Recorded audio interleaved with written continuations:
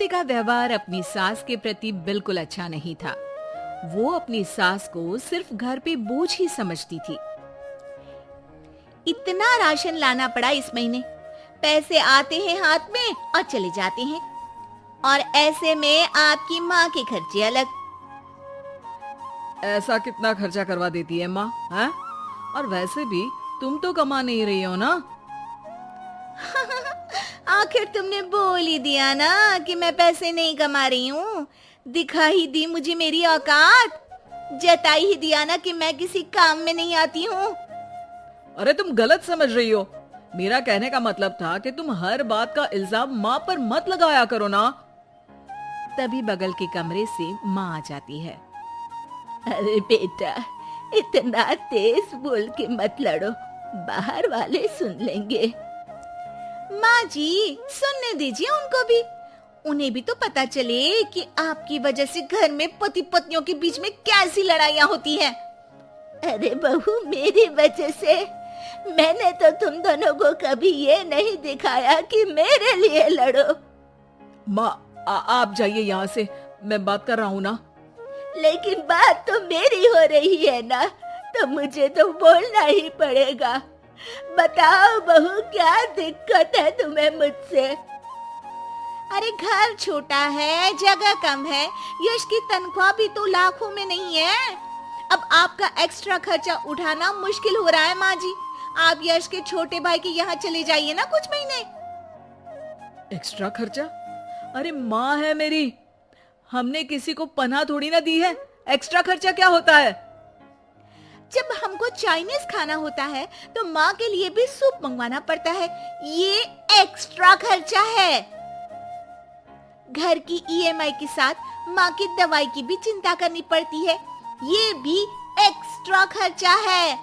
माँ को रोज कोई ना कोई बीमारी होती रहती है।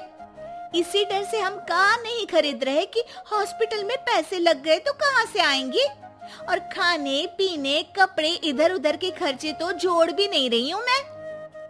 अरे ये सब तो मैंने यश के लिए भी किया है, मैंने तो ऐसे उंगलियों पे हिसाब नहीं रखा। लो, आपने भी जता दिया ना। अरे आप थोड़े दिन किसी रिश्तेदार के यहाँ क्यों नहीं चली जाती? खर्चा भी बचेगा और घर में शांति भी रहेगी। यश श्रुति की ये बात सुन के गुस्से से आग बबूला हो जाता है। चुप हो जाओ श्रुति, बहुत हो गया तुम्हारा। मेरी माँ है वो, और उनका अधिकार इस घर पे हम दोनों से भी ज्यादा है। और खर्चे बचाने की इतनी ही पड़ी है तो तुम खुद क्यों नहीं चली जाती अपने मायके? घर में शांति तो तुम्हारे जाने से भी हो सकती है। श्रुति ने ये नहीं सोचा था कि यश कभी उससे इतनी तेज आवाज में इस तरह से बात करेगा। अपनी सास के सामने यश ने उससे इतनी बेरुखी से बर्ताव किया कि श्रुति ने सोच लिया कि वो अब अपने मायके चली ही जाएगी। अगले दिन जब यश ऑफिस गया हुआ था, उस वक्त श्रुति वहां से मायके चली गई। माँ, कैसी हो? अरे बहू के राज में जी रही हूँ बेटा, अच्छी ही हूँ। तू बता, अचानक कैसे आ गई? अरे सास से खिटपिट हो गई। मैं थोड़ी देर वहां नहीं रहूंगी घर में तो अकल ठिकाने पे आ जाएगी उनकी। हाँ हाँ, जितना रुकना है रुको, आप ही का तो घर है। अरे भाभी कैसी हो? दिखी ही नहीं तब से। आपकी माँ के लिए दवाई खरीदनी थी तो लेने गई थी। माँ, तबीयत ठीक नहीं है क्या?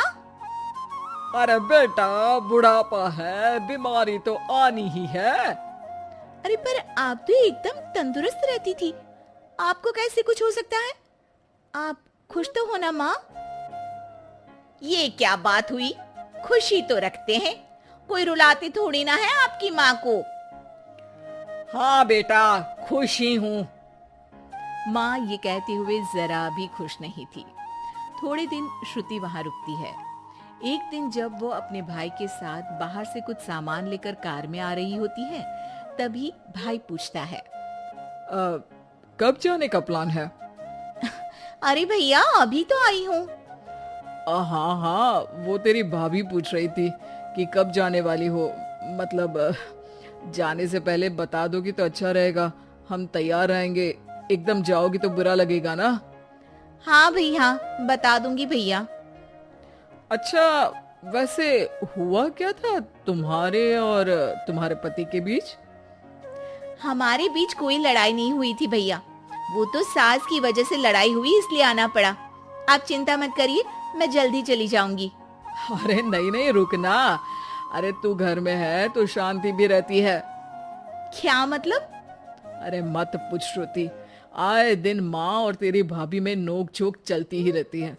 तेरी भाभी का कहना है कि माँ का खर्चा बहुत होता जा रहा है घर में। अब माँ की क्या गलती है? बीमारी किसी से पूछ के थोड़ी ना आती है। तेरे सामने वो कुछ नहीं बोल रही है, तेरे जाते ही माँ को ताने मारने लगेगी। और आप कुछ नहीं बोलते? मैं बोलूंगा तो मायके चली जाएगी गुस्से में।